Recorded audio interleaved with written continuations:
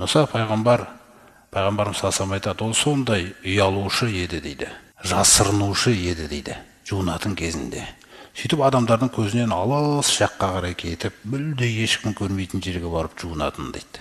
Ал оны жаңағы Исраил ұрпақтарының ішіндегі иманды түсінбегендер Мұсаны сыртынан ренжітіп, осының терісінде бір ауру бар, немесе ана мүшесінде бір ақау бар. Сол себептен ол солай істеп жүр деген сөздер айтады. Мұса пайғамбар білмейді олардың оның сыртынан осындай нәрселер айтып жүргендерін.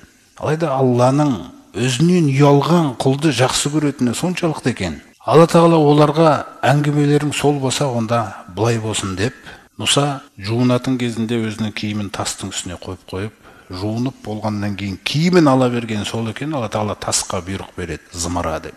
Анау зымыраған кезде Мұсаның есі кетіп, ұялғаннан не істерін білмей, ештеңені ойлап атқан жоқ. Мүлде ешқандай нәрсені ойлап атқан жоқ. Тек киімді ұстау керек. Сөйтіп тастың артынан жүгіртіп отырып, Алланың алдынан жүгіртіп өтеді ғой.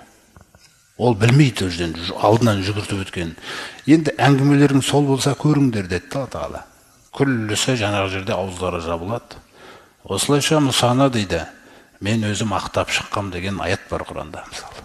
Өйткені Мұса менің алдымда беделді еді дейді. Ұялу қасиеті. Сол секілді пайғамбарымыз саллаллаху алейхи вассалам, сахабалар ол кісінің бойындағы ұялу қасиетін сипаттаған кезде былай деп айтады. Аллах елшісінің ұяты дейді, бөлмесінен шығып көрмеген қыздың ұятынан да күшті еді дейді. Екі нәрсені үйретіп отыр пайғамбарымыз саллаллаху алейхи вассалам.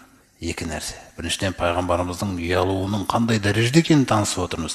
Екіншіден, қызым саған айтам, келінім сен тыңда дегендей қыз баланың негізгі қасиетін айтып отыр. Қыздың бүкіл күші, қыз баланың, әйел адамның атала күш берген оған. Оның бүкіл күші ұят қасиетіне сақ қойған. Ол ұялуы арқылы күйеуі оған саған бірдеңе алып берейін ба деуі мүмкін. Оның күші сол жерде. Алайда адамдар басқа жолмен жеткісі келеді. Аталы солай сән қылғанда әйел кісіге.